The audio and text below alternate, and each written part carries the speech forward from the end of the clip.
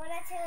আমাদের এখানে ভাত রয়েছে, লবণ রয়েছে, পটল রয়েছে, ডিম রয়েছে, চিপস রয়েছে, এটা কি কুমড়ো ভাজি, আর দেখো ভেন্ডি ভাজি, এগুলো সব আমরা খাবো আজকে। সবাইকে হ্যাপি বার্থডে। এই দেখো মাটন, এই দেখো ক্যাডবেরি, এই যে চিপস, দেখো জল, মাংস, আরে দেখো ক্যাডবেরি। দেখো বন্ধুরা, হাই